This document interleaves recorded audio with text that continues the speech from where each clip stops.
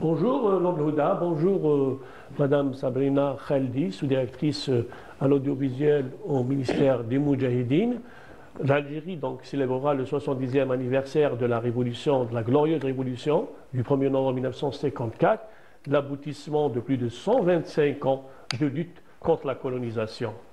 Aujourd'hui, le ministère des Moudjahidines et des Ayants droit prépare un programme riche et varié. Est-ce que vous pouvez nous donner les grandes lignes de ce programme?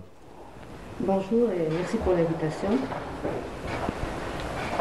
Bonjour et merci pour l'invitation.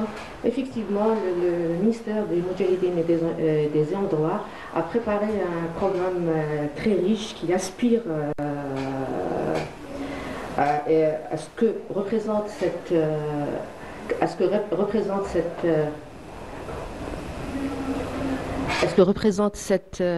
occasion. Ce programme qui a été approuvé par la Commission nationale chargée de la préparation des festivités commémoratives du 70e anniversaire, présidée par Monsieur le Premier ministre, se compose, ou bien c'est de principaux axes. Principalement, c'est la présentation historique et qui va être organisée le 30 octobre soir, et quand on va après bien sûr parler de ça. Il y a aussi un programme qui est composé aussi d'activités scientifiques et académiques à travers l'organisation de forums nationaux et internationaux, de journées d'études, séminaires périodiques pour diffuser la connaissance historique et de fortifier les générations avec une conscience historique aussi. Et ça, c'est parmi les buts de notre travail. Aussi, il y a le volet d'honorer aussi les combattants et les moudjahidines et les moudjahidettes. Ça aussi, c'est un volet qui est très important durant ces activités, ou bien par les visites accordées aux moudjahidines chez eux. Il y a aussi les concours historiques destinés à la jeunesse. Ça aussi, c'est très important, en coordination avec d'autres secteurs. Il y a aussi les activités pédagogiques historiques destinées aux enfants. Il y a l'impression et la réimpression et traduction d'ouvrages que le ministère des Moudjahidines a commencé il y a plusieurs années et continue à le faire. Il y a la réalisation de monuments mémoriaux commémorant les exploits de la Révolution. Il y a aussi la restauration des cimetières des Moudjahidines et la restauration des monuments historiques, notamment de certains centres de torture. Revenons en fait à ce dernier colloque organisé par le ministère des Moudjahidines concernant la réunion des 6, oui. Une date aussi charnière dans l'histoire de la révolution algérienne. Le ministre des Moudjahidines et des Ayants droit est revenu sur cette rencontre en qualifiant l'Algérie d'icône pour la liberté et pour la libération. Et aujourd'hui, c'est une icône pour le développement et la modernité. Est-ce que vous pouvez nous donner plus de détails sur cette rencontre? Bon, la rencontre des 6, c'est ça. Oui, la rencontre des 6. Exactement. Bon, la rencontre des 6, elle a constitué un tournant décisif qui a préparé le terrain au déclenchement de la glorieuse révolution. Sûrement, certainement, c'est une étape là où on fait chaque année un colloque où on prépare un colloque pour ça. Cette réunion a dessiné le contour de la guerre de la libération qui a ancré les principes de la lutte du peuple. C'est une réunion qui a été le fruit, ou bien c'était le fruit d'un long combat armé, lutte armée, et d'un combat aussi politique. La réunion était vraiment prévue ou bien programmée avec un ordre du jour vraiment bien précis. Pourquoi? Parce que c'était bon, je vais le dire en arabe un petit peu. Oui, bien sûr. C'était le mukharajat de plusieurs réunions.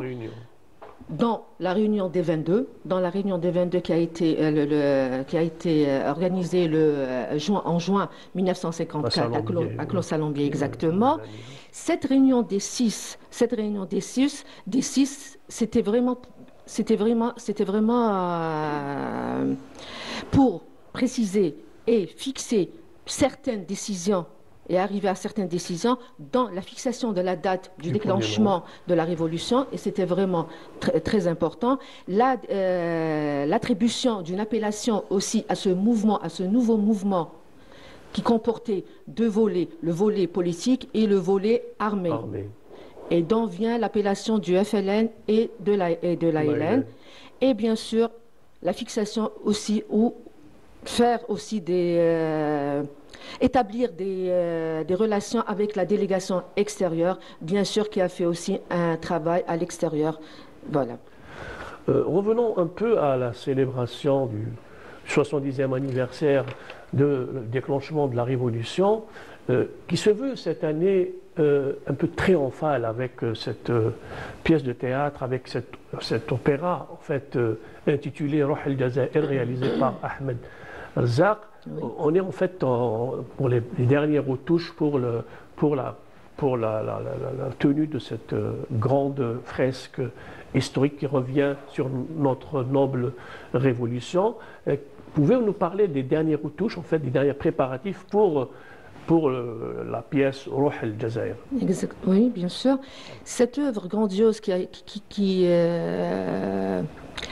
qui est vraiment le principal axe de notre programme, qui est destiné à l'ouverture des festivités qui va durer durant toute l'année jusqu'à novembre 2025, et vient d'une application des orientations de l'État. À cette tête, Monsieur le Président de la République, Monsieur Abdelmajid Tebboune, concernant la préservation de la mémoire collective.